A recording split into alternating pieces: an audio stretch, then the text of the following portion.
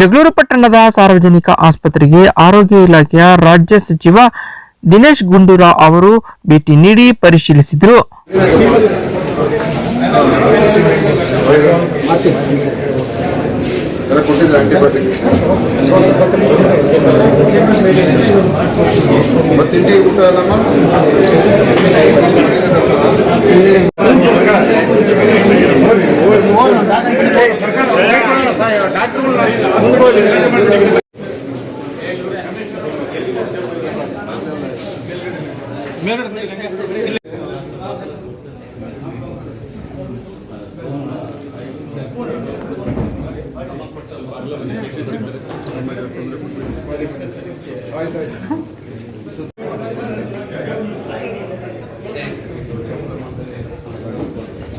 ಇನ್ನು ತಾಲೂಕು ವೈದ್ಯಾಧಿಕಾರಿಗಳ ಕಚೇರಿಯ ಕೊಠಡಿ ಸಂಪೂರ್ಣ ಶಿಥಿಲ ಅವಸ್ಥೆಯಲ್ಲಿದ್ದು ಕೊಠಡಿಗೆ ಭೇಟಿ ನೀಡಿ ಪರಿಶೀಲಿಸಿದರು.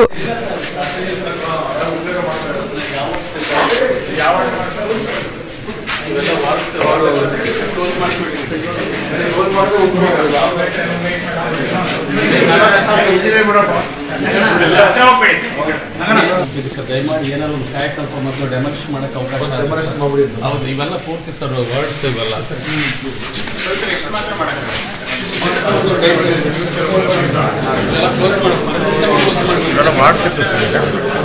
ಇಲ್ಲೆಲ್ಲ ಹೆರಿಗೆ ಆದ್ಮೇಲೆ ಮಾತ್ರ ಬಾಣಿಕೆ ತಾಯಿ ಮಕ್ಕಳು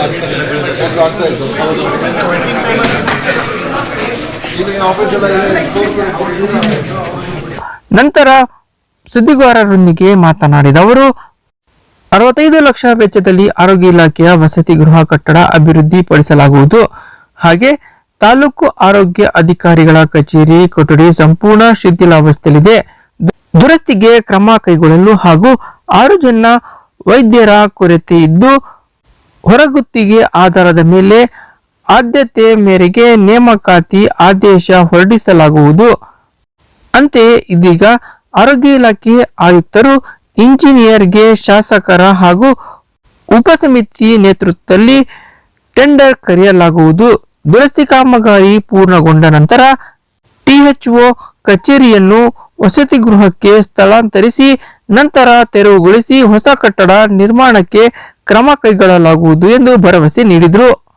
ಇನ್ನು ಮುಂದಿನ ದಿನಗಳಲ್ಲಿ ಹಂತ ಹಂತವಾಗಿ ಹೊಸ ಸುಸಜ್ಜಿತ ಆಸ್ಪತ್ರೆ ಕಟ್ಟಡಕ್ಕೆ ಕ್ರಮ ಕೈಗೊಳ್ಳಲಾಗುವುದು ಹಾಗೂ 200 ಹಾಸಿಗೆ ಆಸ್ಪತ್ರೆಯನ್ನು ಮೇಲ್ದರ್ಜೆಗೆ ಏರಿಸಲಾಗುವುದು. ಜಿಲ್ಲೆಯಲ್ಲಿ 30 ಉಪಕೇಂದ್ರ ತೆರೆಯಲು ನಿರ್ಧರಿಸಲಾಗಿದೆ. ತಾಲೂಕಿನ ಆಸ್ಪತ್ರೆ ಅಭಿವೃದ್ಧಿಗೆ ಹೆಚ್ಚು ಆದ್ಯತೆ ನೀಡಲಾಗುತ್ತದೆ ಎಂದರು. ಈಗ 2 ಕಟ್ಟಡಗಳನ್ನು ನೋಡಿದು, ಆ ಕಡೆ ಇರುವಂಥ ಕಟ್ಟಡ ಅದು ಬಹಳ ಶಿಥಿಲ ಆಗಿರುವಂಥ ತುಂಬ ರಿಪೇರಿ ಆಗಬೇಕಾಗಿರುವಂಥ ಕಟ್ಟಡ ಇದೆ. ಭಾಳ ರೀತಿ ಅನಿಸುತ್ತೆ ಅದು ಹೆಚ್ಚು ರಿಪೇರಿ ಮಾಡೋದ್ರ ಪ್ರಯೋಜನ ಇಲ್ಲ. ಆ ಥರದ ಕಟ್ಟಡ ಅದು. ಅಲ್ಲಿ ಈಗ ಯಾವುದೇ ಒಂದು ಯಾರು ರೋಗಿಗಳು ಯಾರು ಹೋಗ್ತಾ ಇಲ್ಲ, ಕೇವಲ ಕಚೇರಿ ಥರ ಮಾಡ್ಕೊಂಡು ಉಪಯೋಗ ಮಾಡ್ತಾರೆ. ಆದರೂ ಸರಿ ಇಲ್ಲ ಅಂತ ಇದು ಕೂಡ ಕಮಿಷನರ್ ಕೂಡ ಬಂದಿದ್ದಾರೆ, ನಮ್ಮ NHM ಬಂದಿದ್ದಾರೆ, ನಮ್ಮ ಚೀಫ್ ಇಂಜಿನಿಯರ್ ಕೂಡ ಬಂದಿದ್ದಾರೆ. ಸೊ ಅದಕ್ಕೆ ನಾವು ಕಟ್ಟಡದ ಒಂದು ಡೆಮಾಲಿಷನ್ ಮಾಡಬೇಕು ಅಂತ ಕೂಡ ತೀರ್ಮಾನ ನಾವು ತಗೊಂಡಿದ್ದೀವಿ.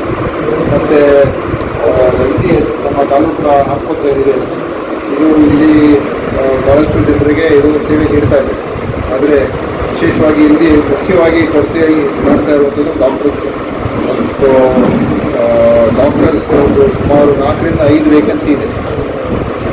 6 ವೇಕೆನ್ಸೀಸ್ ಇದೆ. ಸ್ಪೆಷಲಿಸ್ಟ್ಗಳಿದ್ದಾರೆ, ಆದರೆ ಡಾಕ್ಟರ್ಸ್ ಇಲ್ಲ, ಫಿಸಿಷಿಯನ್ ಇಲ್ಲ. ಅದಕ್ಕೆ ನಮ್ಮ THO ಮತ್ತು ನಾವೆಲ್ಲ ಮಾತಾಡಿ ಕಮಿಷನರ್ ಮಾತಾಡಿ ಈಗ ಅದೇ ಕಾಂಟ್ರಾಕ್ಟ್ನ ತಗೊಳ್ಳೋದಕ್ಕೆ ಅವರು ಅರ್ಜಿ ಕರೀತಾ ಇದ್ದಾರೆ. ಮತ್ತು ಅವ್ರಿಗೆ ಅಗತ್ಯ ಇರುವಂಥ ಸ್ವಲ್ಪ ಹೆಚ್ಚು ಇಲ್ಲಿಗೆ ಬರೋದಕ್ಕೆ ಅವ್ರಿಗೇನಾದರೂ ಒಂದು ವ್ಯವಸ್ಥೆ ಮಾಡೋದು ಕೂಡ ನಾನು ಹೇಳಿದ್ದೀನಿ. ಯಾಕಂದರೆ ನನಗೆ ಆ ಫಿಸಿಷಿಯನ್ಗಳು ಬಂದರೆ ಈ ಸ್ಪೆಷಲಿಸ್ಟು ಬೇರೆ ಹೆಚ್ಚು ಅವರು ಹೆರಿಗೆ ಮಾಡೋದು, ಸಿಸೇರಿಯನ್ ಮಾಡೋದು ಅವ್ರಿಗೆ ಫ್ರೀ ಆಗ್ತದೆ. ಇದು ಹೋದರೆ ಗೈನಕಾಲಜಿಸ್ಟು ಅವರು ರೆಗ್ಯುಲರ್ ಡ್ಯೂಟಿ ಮಾಡ್ತಾರೆ. ಸೊ ಅದಕ್ಕೋಸ್ಕರ ಅದನ್ನು ಒಂದು ಆದ್ಯತೆ ಮೇರೆಗೆ ಈ ಖಾಲಿ ಇರುವ ಡಾಕ್ಟರ್ಸ್ ಹುದ್ದೆಗಳನ್ನು ಅವರು ಭರ್ತಿ ಮಾಡ್ಕೊಳ್ಳೋದಕ್ಕೆ ಒಂದು ಎಲ್ಲ ಕ್ರಮ ತಗೋಬೇಕು ಅಂತ ಹೇಳಿದ್ದೀನಿ. ಅದನ್ನು MLA ಅವರು ARS ಕಮಿಟಿ ಎಲ್ಲ ಇರ್ತದೆ, ಕೂತ್ಕೊಂಡು ಚರ್ಚೆ ಮಾಡಿ ಯಾವ ರೀತಿಯಾಗಿ ಮಾಡ್ಕೊಳ್ಳೋದಕ್ಕೆ ಅವ್ರಿಗೆಲ್ಲ ನಾವು ಡೈರೆಕ್ಷನ್ ಕೊಟ್ಟಿದ್ದೀವಿ. ಸೊ ಅದನ್ನು ಆದ್ಯತೆ ಬೇರೆ ಮಾಡಬೇಕು. ಒಂದು ಎರಡನೇದು, ಈಗ ಅವರು ತಾತ್ಕಾಲಿಕವಾಗಿ ಇಲ್ಲಿ ಶಿಫ್ಟ್ ಮಾಡಬೇಕಾಗಿದೆ. ಸೊ ಇರುವಂಥ ಕ್ವಾರ್ಟರ್ಸ್ ಬಿಲ್ಡಿಂಗ್ ಇದೆ, ಆ ಕ್ವಾರ್ಟರ್ಸ್ ಬಿಲ್ಡಿಂಗಿಗೆ ಆ ಕ್ವಾರ್ಟರ್ಸ್ ಬಿಲ್ಡಿಂಗ್ನ ಸ್ವಲ್ಪ ಕಾಂಪೌಂಡ್ ಇಲ್ಲ ಮತ್ತು ಅದನ್ನು ಸ್ವಲ್ಪ ದುರಸ್ತಿ ಆಗಬೇಕಾಗಿದೆ. ಅದಕ್ಕೆ ಈ ಕೂಡಲೇ ನಾವು ಟೆಂಡರ್ ಕರೆದು, ಯಾಕೆ ಬಿಲ್ಡಿಂಗ್ ಪರವಾಗಿಲ್ಲ ಅಂತ ಹೇಳ್ತಾ ಇದ್ದಾರೆ, ಆದರೆ ವ್ಯವಸ್ಥೆ ಸರಿ ಇಲ್ಲ. ಸೊ ಅದಕ್ಕೆ ಒಂದು 65 ಲಕ್ಷ ರೂಪಾಯಿದಲ್ಲಿ ಟೆಂಡರನ್ನ ಕೂಡಲೇ ಕರೀತಾ ಇದ್ವಿ.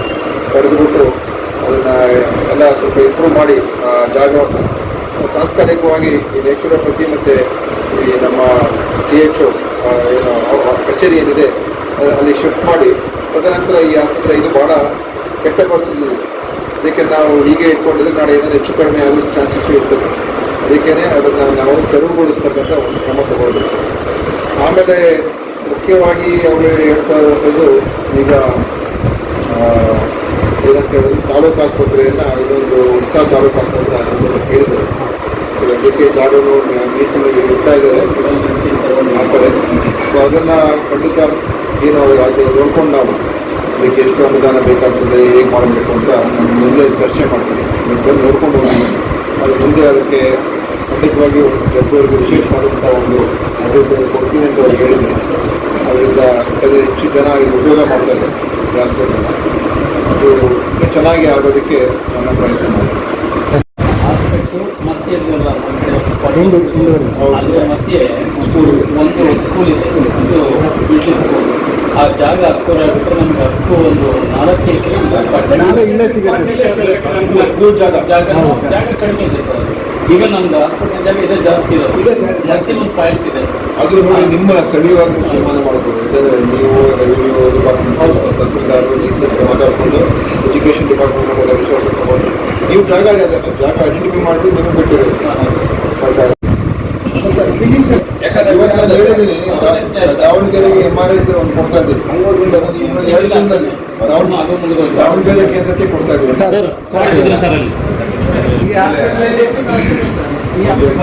ಆಲ್ಮೋಸ್ಟ್ ಸರ್ ಔಟ್ಸೋರ್ಸ್ ಇದ್ದಾರೆ ಸರ್. ಪ್ರತಿಯೊಂದು ನೋಡಪ್ಪ ಅದು ಚೆಕ್ ಮಾಡಿರೋದು ಯಾಕಾಗಿಲ್ಲ ಅಂತ. ಸರ್ ಅದು ದೊಡ್ಡ ನಾವು ಮೊನ್ನೆ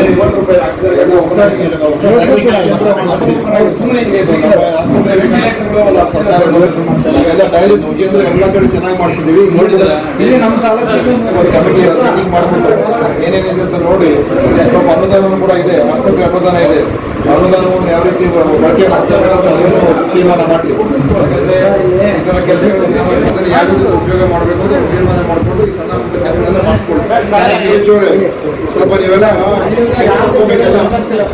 ಬಂದು ನೋಡ್ಕೊಂಡು ಪ್ರಾಬ್ಲಮ್ ಇದೆ, ಅವ್ರನ್ನ ಹೆಂಗೆ ಸಾಲ್ವ್ ಮಾಡಬೇಕು, ಏನಿದೆ ಅಂತ ಒಂದು ಇದು ಮಾಡಬೇಕು. ಸುಮ್ಮನೆ ಆಮೇಲೆ ಏನು ಮಾಡ್ತೇನೆ ಈ ಥರ ಇದ್ಕೊಂಡು ನಾವು ಸುಮಾರು 30 ಸ್ಯಾಂಕ್ಷನ್ ಮಾಡಿದ್ದೀವಿ ಇಡೀ ಜಿಲ್ಲೆಗೆ. ಬೆಂಗಳೂರಿಗೆ ಎಷ್ಟು ಬರ್ತಾ ಇದೆ.